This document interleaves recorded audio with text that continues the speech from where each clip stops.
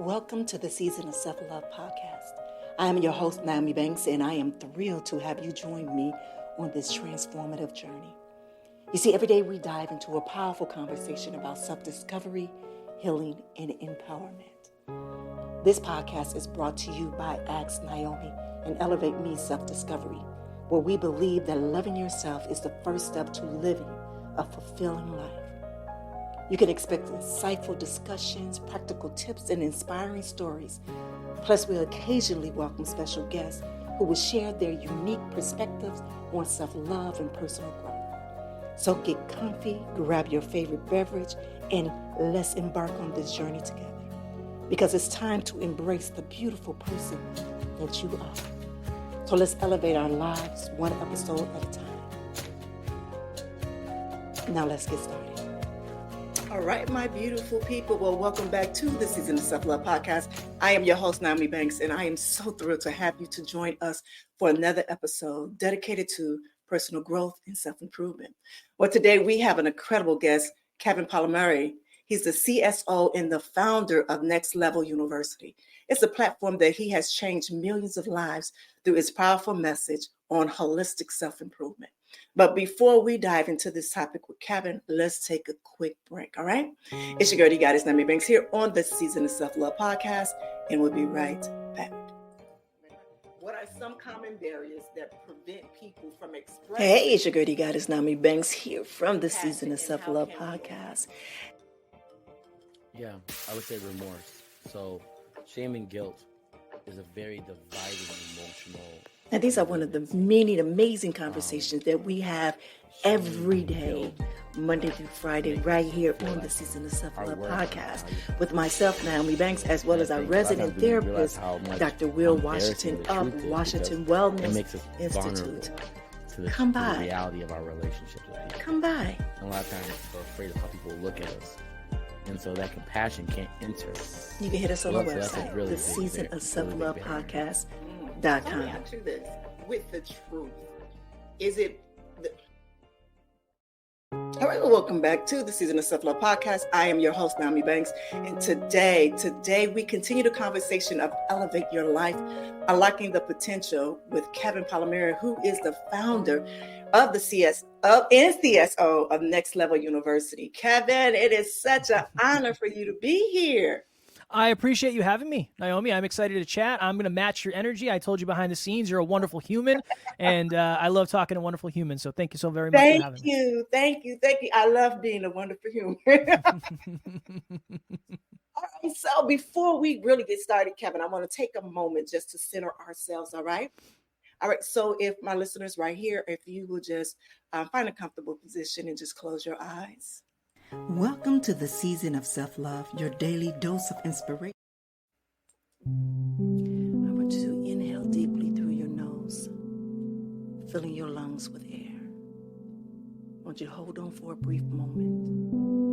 Now exhale slowly and completely, releasing any tension or stress. I want you to feel your body relaxing with each breath. Now, as you continue to breathe at your own pace, I want you to bring awareness to the present moment and feel the weight of your body grounding you to the earth. I want you to notice any sensation within your body without judgment, just simply observing. Take a deep breath in, drawing in peace and clarity. And I want you to exhale any distractions or worries that may be clouding your mind. With each breath, create space for insights and intuition to flow freely. Now envision a bright light at the center of your being, radiating warmth and wisdom. And with each inhale, allow this light to expand and illuminate your mind and spirit, and feel a sense of calm and serenity in you. Take one final deep breath in, embracing this moment of stillness and interconnection, and exhale slowly, carrying this sense of presence and openness with you as you move forward. So when you are ready, gently open your eyes and carry this feeling of mindfulness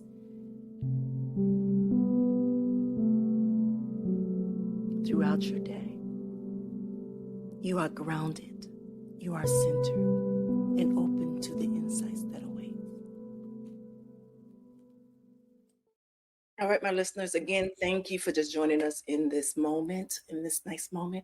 But if you are new here to the Season of Self-Love podcast, this is something that we do every day, Monday through Friday, that we center ourselves before we get into the topic at hand. And so, Kevin, you ready? I'm ready. I was just meditating, so I'm ready to go now. That's good. Well, Kevin, your journey from hitting rock bottom to inspiring millions is nothing short but remarkable. So could you share a bit about what sparked this incredible transformation? Yeah, I was somebody who was not supposed to be, and that's in quotes for anybody who's listening, successful. And I didn't have a college degree. I was raised by a single mom and didn't have a lot of money. And I feel like a lot of the cards were proverbially stacked against me. And in my mid-20s, I achieved quote-unquote success. I had a high-paying job. I had the body of my dreams. I was competing in a bodybuilding show, so I was quite literally in the best shape I'll ever be in. My girlfriend at the time was a model. I had all the stuff, the external stuff. It was checked. Right, it was checked off.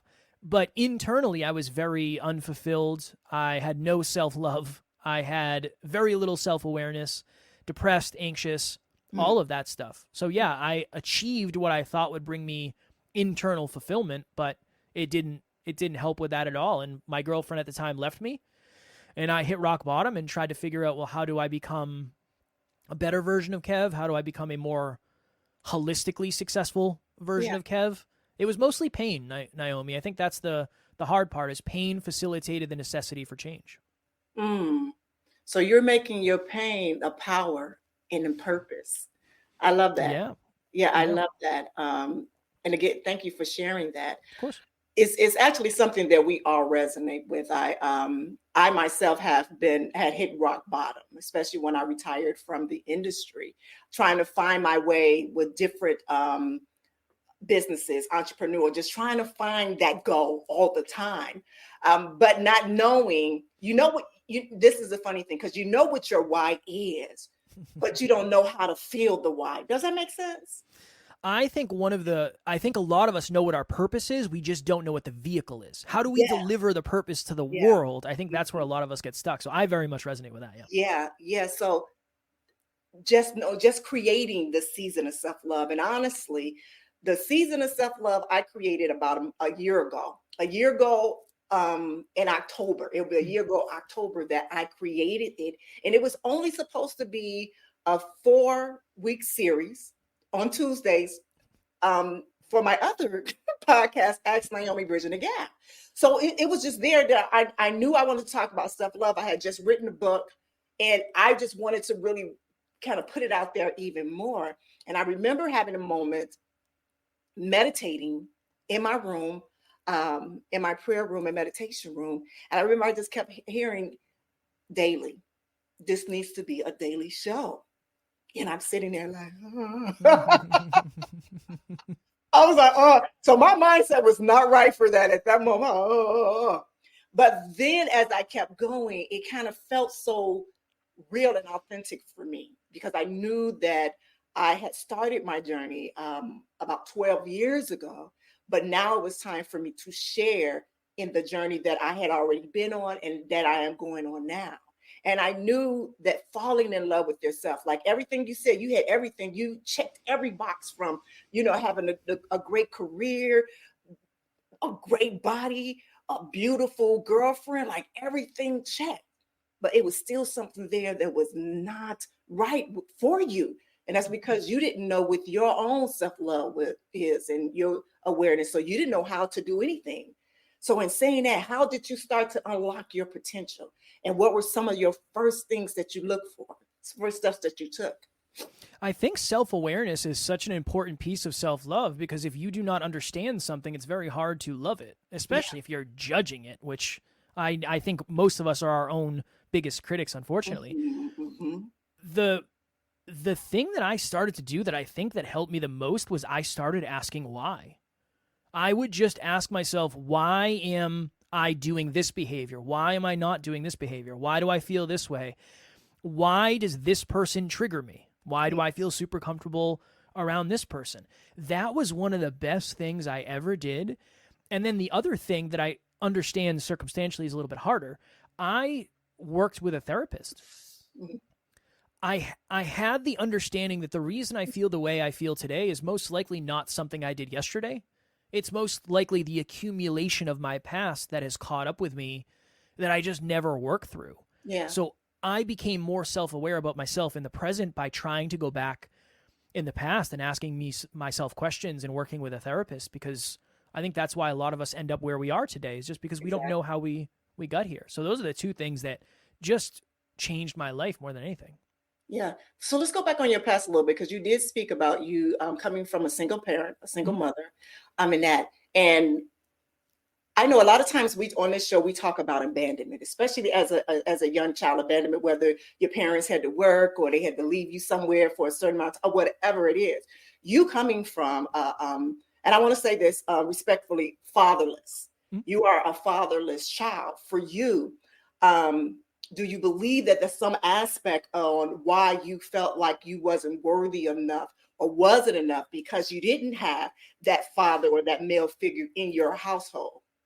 Yes, and early in my life, there were bouts where my mom was dealing with her own stuff, so she was out of my life as well. So I believe that I probably internalized my dad leaving as my own fault.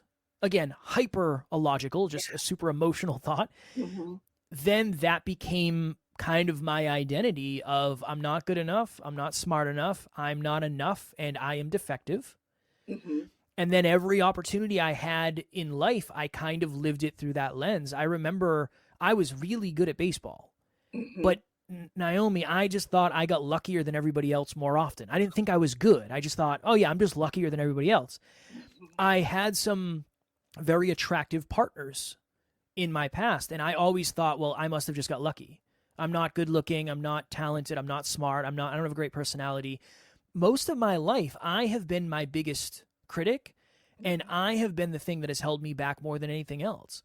And I think it all stems from not enough, defective, I was abandoned. There's a reason my dad left. It must be because I wasn't good enough. I think that's probably the core of 90% of my issues. And I learned a lot when I got the opportunity to meet my dad later in life. And that was a whole thing. And I'm happy to talk about that if you think it would be valuable. But that was an interesting time for me because I connected a lot of dots that I never would have had the opportunity to do. You know, actually I would, but give me a moment, because that is a part of unlocking. That's truly a part of unlocking. I like when you said earlier, when you spoke about, for you living in a moment, you had to go back in the past to, kind of go into the healing moments or the healing process for that. So you can be living in your moment. I don't want to say free and clear, but at least at a more peaceful moment in time. And as you just spoke about you meeting your father, for you in that moment, I want to just take me to that day. Just take my listen. And why I'm asking you to do this is because this is a part of your unlocking. This is another part of your unlocking that allow for other things to come that are good, that allowed you to know your worthiness. So on that day, what was your mindset going into that day when you knew and you saw your father? What was that feeling? What released from you? It was fear. I was terrified. I still to this day, probably the most courageous thing I've ever done, I would say, is because it was the closest to the heart. Yeah. It's driving to see someone is not that challenging, but the relationship around it and all that. We met at a diner halfway between where we lived. So it was in the middle of where we lived. I remember I got there early. I parked. I went in. I sat down. I got a booth.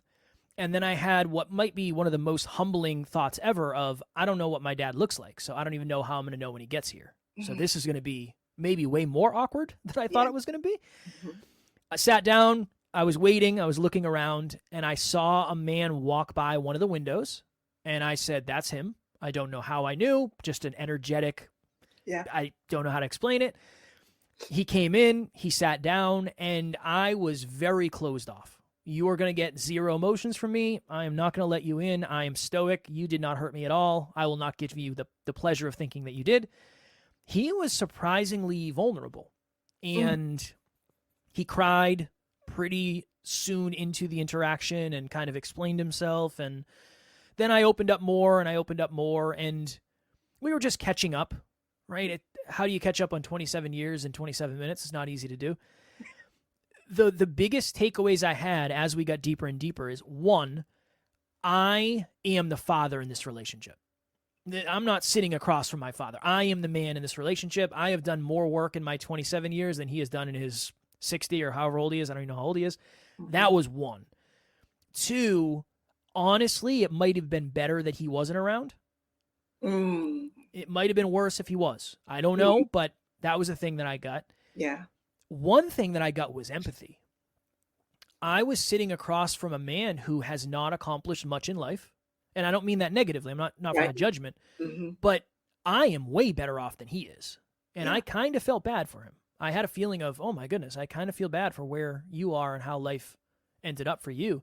And then the fourth one, and maybe the biggest one, is I had a lot of forgiveness. I don't think my dad woke up one day and said, you know what I'm going to do today? I'm really going to mess with Kevin's life. I don't think he did that. I don't think it was intentional. I think he was going through his own stuff, experiencing his own life, not knowing how to work through what he was dealing with. And he made a decision that maybe other people wouldn't have made. Yeah. I ended up seeing him a couple times after that. We spent some time together. I went to his house and we had a relationship for a short period of time. And eventually I just kind of let it die because I think I got what I needed from it. Yeah. But it was a very healing moment for me. It made a lot of sense. And it was something that I never thought I'd have the opportunity to do. And I'm very glad I did, even though it might not look like anything came from it. A lot of internal stuff, to use the word you used, unlocked because of it. Yeah. Yeah. Yeah. I mean, I'm loving the story because as I'm hearing you say, I'm picturing just layers of you are just peeling off. Yeah. Yeah. Layers of you are just peeling off, and just, you could just feel the things just rising in you. The confidence, your own self-approval, meaning that, okay, now I see that I'm better off. Like really, like I am truly better off. And in a moment, I'm thinking you want to say thank you. Thank you, Dad or Father or whoever you are. But thank you in this moment. My next question is to you is that all the realization that you got into that moment, now, where is your mindset? Now we're going to start speaking on mindset. Now, how important was that part of your journey for you? And also, what tips can you share with our listeners to have to cultivate a positive mindset? Using from that to now you're going. So now we get ready to go to the next level. I think for me, that unlocked a lot of what I did at the time was for significance. I was looking to feel significant. I was looking to feel good. I was looking for somebody to give me a pat on the back. That's something that came from that. And this is the beauty / ugliness of awareness and mindset. I now have a very honest, accurate understanding that one of my deepest fears is disappointing men. To this day, I do a lot of interviews. The interviews I love the most are with humble humans who identify as women. The ones that I struggle with sometimes are the ones that are with ego-driven men. It's just a weird thing that I have going on that I'm trying to work through, and it's hard to work through it live with someone on the other side of a podcast interview. So it's definitely a challenge. So even that is a new awareness for me that I'm working through. The mindset shifts that came from that were, one, everything you want is probably just beyond what you've already convinced yourself that you're too afraid to do. I was terrified to meet my dad. One of the best things I've ever done. How many other things have I not done because I won't allow myself to do it because I've convinced myself the fear is too great? Yeah. Ever since that day, I have tried to do something every day that scares me a little bit. And it has absolutely, absolutely changed my life in so many ways. Shortly after that interaction with my dad, I read a book called Mindset by Carol Dweck. I cannot recommend it highly enough. It's a wonderful book. And I realized that I had a very fixed mindset. I assumed I was the way I was forever and I couldn't be changed. I'm never going to be smarter. I'll never be better, whatever it is. Reading that book and seeing myself in a lot of the negative examples, I worked very hard to cultivate a growth mindset. Yeah. And I've had the opportunity, Nyomi, over the last 7 years to do 2,700 episodes or something out there in the world, where I have an opportunity to make a mistake every day. And now I understand that if I make a mistake with you, that's a mistake that I can hopefully avoid making in the future. So now I have way more of a growth mindset. I'm not afraid of making mistakes as much. It still sucks. I'm not happy about it. I'm not as afraid of micro failures on the day to day, because it doesn't mean anything about me necessarily. I don't have to personalize the fact that I forgot a word. It's not the end of the world. Right. And it's really facilitated most of the growth that I have today. So I would say that's probably the biggest mindset shift that it came from that one interaction. Yeah, you know what? I love that, because I'm what I call a recovering perfectionist. That's me, a recovering perfectionist. Yeah. But what I also talk about here on the Season of Self-Love is even in those what we say, those mistakes or those hiccups or those little things that we don't do, those are learning tools and materials for us. So we know that, like you said, the next time that we might not do that, or, maybe I say it or do it this way, or better yet, use it as a tool for the next time that, we might have a conversation. So let's talk about the role of relationships and community in personal growth. What have you learned about building a supportive network? The relationships that we have in our lives are usually based on core values, core beliefs, core aspirations, or what I consider core location. Mm-hmm. A lot of us are spending time with people just because those were the most convenient people to spend time with. If you go to high school with people, you're probably friends with people in your high school because you don't have a car yet, and that's who you spend time with. I've realized that one of the hardest things for us is to be ourselves. And one of the reasons being ourselves is very hard because the people around us don't know who we are because we've never showed them. Right. And if we want to be authentic and we want to be our most aligned selves, we have to have the courage and vulnerability to start showing the authentic version of ourselves. Yeah. So if I've learned anything, it's asking yourself a simple question that can be painful, is one of the most beneficial things you can do, self-awareness. Yeah. Are the people in your life the best from your past or the best for your future? Are they in your life because they've always been and they're just who you spend time with? Mm-hmm. Or are they in your life because spending time around them is going to ignite you and they want you to win and they want you to grow and they want you to evolve, even if that means spending less time with them? That I feel like is a really good relationship to have. Yeah. A lot of us, I think, are either afraid that all of us, our authentic selves, is too much for the people around us, or all of us is not enough for the people around us. Mm-hmm. And then you just play a character in somebody else's life, unfortunately. And then when you're by yourself, you get to be the character that you want to be. But we spend a lot of time with people. So I would say that it probably affects us. We know it affects us a lot, but I think it probably affects us as humans way more than we give credit to. I know there's a million quotes. You are the sum average of the 5 people you spend the most time. I know. Yeah. But when people say that, they're only talking about external stuff. Right. Well, you'll make more money and you will be in better shape. What about the internal stuff of you'll have more self-love, you'll have more self-trust, you'll feel more self-worth, you'll have more self-belief? So much of that comes from your boundaries that you set with the people around you and how you show up and what you say yes to and what you say no to. So yeah, I think relationships are way more important than we give credit to. And I think one of the big reasons why is because I think a lot of us would rather be in a misaligned relationship than be alone. Being alone sucks too, but it's a good start, I think, honestly. Yeah. That's when you learn the most about yourself. 100%. Really. It really, a lot of times I do what I call a mirror exercise for myself. And, and I embrace everything about me, all of my flaws, every single thing, and every mark of flaw that I have, I thank that flaw for it. That allows me to love on myself even that much more. So it's like anything outside of this realm cannot shake me. You understand? Cannot shake me, would allow me to just be who I be or be who I am. So let's talk about long-term vision.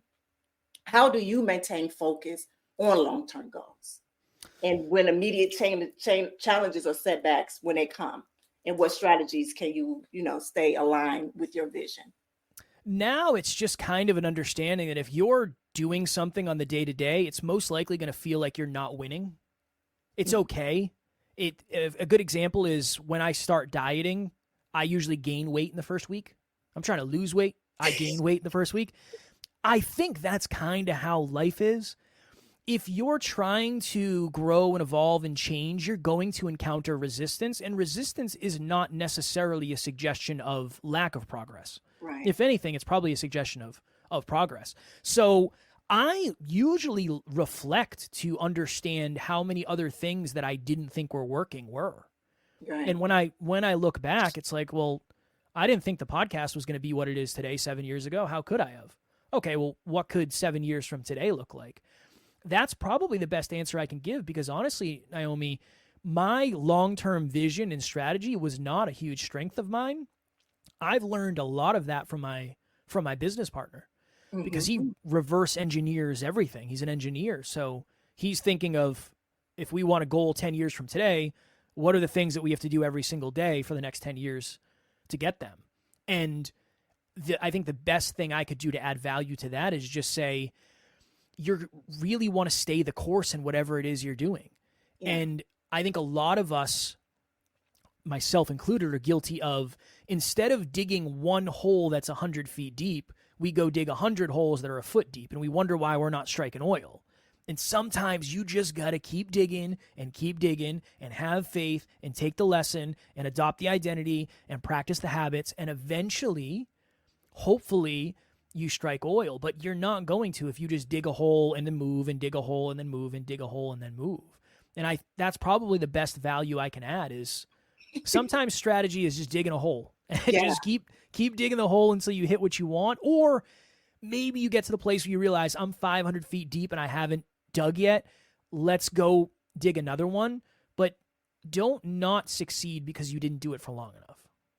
I get it. And I think my listeners get it too.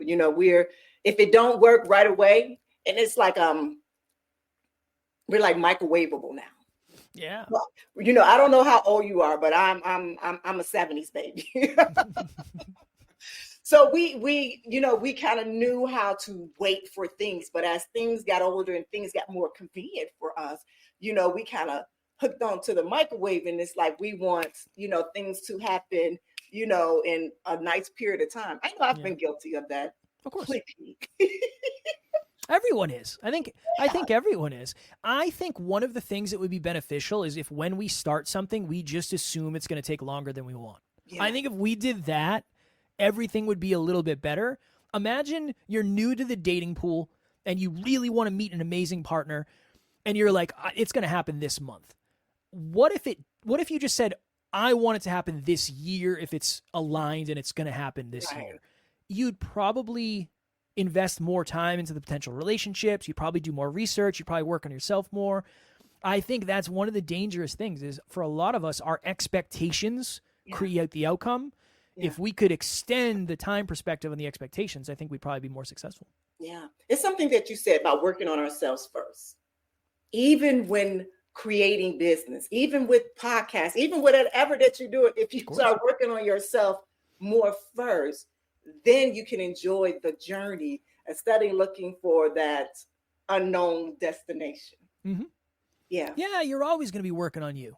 At the end of the day, your business, your podcast, your brand, your relationships can only grow to the level that you grow. Yeah. And that's why self-improvement is, number one, I think it's just so important, but that's why it's so near and dear to my heart. I would not be here today if I was not capable of sustaining where I am. It just doesn't work that way. Right. Okay, I have a few more questions for you. Sure. Because I want you to talk about next level. But I have one more. Influences of technology. In a world that's increasingly driven by technology and social media, how do you think these tools affect our personal growth and self-improvement efforts?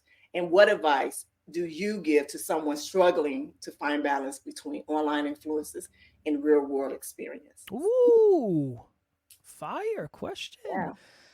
I have had the pleasure, privilege, or misfortune, whatever you want to consider it, of meeting many people that I followed on social media and really, really looked up to and aspired to be and felt envious of. And let me tell you, a lot of people are not nearly as successful behind the scenes as they look in front of the scenes. They're not nearly as fulfilled behind the scenes as they look in front of the scenes. And they're not nearly as nice behind the scenes as they look in front of the scenes. I put that out there because I know a lot of people think everybody on social media has everything that you don't. That is just not true. It is just not true. Even I'll use myself as an example. The photo I use on my profile picture on Facebook was from a photo shoot. That photo shoot happened like 2 years ago. It's not what I look like today. I think I actually look better today because I'm in better shape, but that's not the point. Not the point. The point is when we look at people, their profile pictures are them on their wedding day. It's them on vacation on a tropical island. It is a snapshot from a happy time in life. Yeah. So I just start that because I think social media is really positive in many directions. But if you don't understand what you're comparing to, it can be very, very, very negative. Yeah. And what you're comparing to is not actually what you're seeing. That's all catered. I think the beauty of social media is you have the opportunity to pour into millions and millions of lives from a cell phone, which is just absolutely wild. Yeah. But with opportunity comes the necessity for responsibility. So what I would say is be very, very, very intentional with how you're using technology. You're either creating or you're consuming. Nyomi and I are creating right now. Yeah. I can't consume. Can't be on my cell phone, can't do anything else. I have to be here and I have to be present. Yes. There is a lot of benefits of creating. We're learning, we're growing, we're meeting each other, we're building rapport, all that stuff. If we could do like an 80% versus a 20% split, 80% create, 20% consume, I think that would probably be really, really, really good. So try not to escape into social media. Try not to escape into TikTok.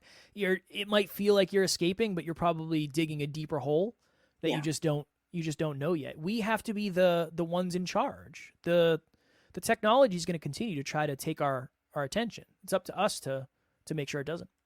Beautiful answer. I appreciate it. All right, so let's talk about next level. And how can my listeners go and unlock themselves using coming to Next Level University? That's really hard for me because I would usually say listen to the podcast, but you already do 5 episodes a week and we do 7 episodes a week. So that's like a lot of content for your audience. I would say that if after you listen to Nyomi's stuff, if you're still craving a podcast episode, you can come check out Next Level University. We talk about stuff very similar to this, and I think that's why Nyomi and I get along so well. And then from there's a million other free resources and paid resources. I'd rather you do all the free stuff. I don't want your money until you know who we are and that we're your type of people. So check out the podcast first. We have a Facebook group that's all about self-improvement. We have free courses. We have monthly meetups. We have an email list, a whole bunch of different stuff. But the best place is probably to start with the podcast. See, that's beautiful. The thing is that we're all teammates now. We all playing on the same team, so we're all teammates. I'm still the rookie. I'm still the new booty coming in the scene with the self-love. So you're kind of the pro or the veteran in this scenery. So yes, for my listeners, please, because one thing is that we have 2 different voices. So what they can't get here on Nyomi's on self-love, the season of self-love, they can most definitely probably get it from Next Level because I'm all about elevation. Of course. You know what I mean? And so the way that I speak, I'm coming from my point of view of the life that I lived and what experiences that I were able to learn from those. And I'm just sharing them with the world as you and your partner do the same. Mm-hmm. So even the guests that you might have on, maybe guests that's not even a part of my circle that possibly can help a listener out there that maybe scroll through or hit it. So it's very good that we can able to connect like this. I am so happy that I'm able to connect with you and other like-minded guests that I've had on the show, because not only, again, did it confirm that I am on my right path and I'm on my right track, but also that I've found my village of people to help us to continue to elevate others on how we're supposed to do it. Yeah. I respect your commitment to collaboration, because I know there's a lot of people out there that I think it takes a very high level of self-belief and self-worth and self-love to have the abundance to say this is for everyone, Yes. not just for me. And I have the utmost respect for that. Yes, like truly, really. When I say we are different but same, we are. Our stories are different. We all have a different story to tell, to share, and sometimes to forget. And sometimes to forget. First of all, congratulations on just helping so many different people. And I know you spoke about 7 years. Yeah. So you guys been in this for 7 years? 2017. I started in 2017. I quit my job in 2018 to do this full time. And then I was broke for the next several years trying to figure out how to make this a business. But yeah, we started in 2017. All right. So anybody that's like say I have listeners here that want to create their own podcast and not go through the broke stage of the first 2 years, you know what that is. Do you even offer a program like that for that to help them to elevate their podcast as well, or their voices? Yeah, so in NLU fashion, I have a podcast that's all about podcasting. It's called Podcast Growth University. Always free. Every single week we do a new episode. And then we have a company called Next Level Podcast Solutions, where depending on what somebody wants, we do all of the production, audio editing, video editing, show notes, social media stuff, posting it everywhere. And I work one-on-one with the clients. So if you're a podcaster who's looking for help, I'm happy. Just email me, kevin@nextleveluniverse.com. I am happy to answer any questions you have. I'm not the type of person to say you got to pay me for me to add value. Any questions you have, just email me. And then if there's a fit, if it's a win-win, if it's aligned, we can figure out what that would look like. But yeah, we have a lot of products and services for podcasters. Beautiful, beautiful. And why I say this because I talk to a lot of my listeners. They hit me in a DM or messenger, and they always talk to some of them clients of mine. And I know some of them out there, and I know they're listening right now, that have a beautiful voice to be heard. Yeah. And sometimes we kind of keep our voice to ourselves because we're so afraid or don't know how to show our why. Does that make sense? Of course. So, that's something I don't teach. I just talk about self-love here. Well, I'll tell you this, Nyomi. I say this to people all the time.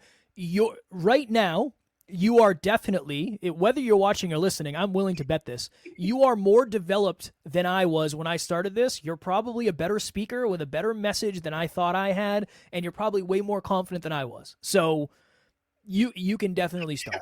That's all I'll say. Oh, I thank you.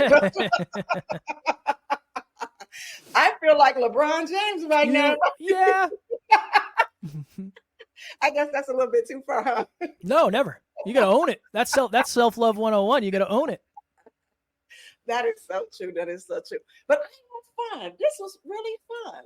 Likewise. Really fun. All right. So as we wrap up, Kevin, what's one key takeaway that our listeners can remember from our talk today?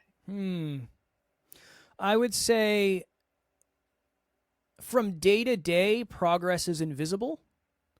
And from year to year, progress is impossible to miss. So when you're working on elevation, self-love, self-belief, self-worth, it's not going to happen today. It's not going to happen tomorrow, but it's going to happen every day. Little by little by little by little. It's the stuff that adds up. It's very rarely are you going to find one piece of gold that changes everything. It's going to be all the pieces of gold that you find that change everything eventually.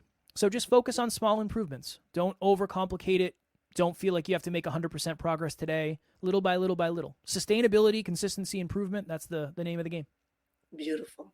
Beautiful. Well, thank you, Kevin, for just sharing your wisdom and your journey with us. And for those looking to dive deeper, check out Kevin Group Coaching at the Next Level of University. And to all of my listeners, I want you to keep striving for growth. And just remember that you are worthy of extraordinary things.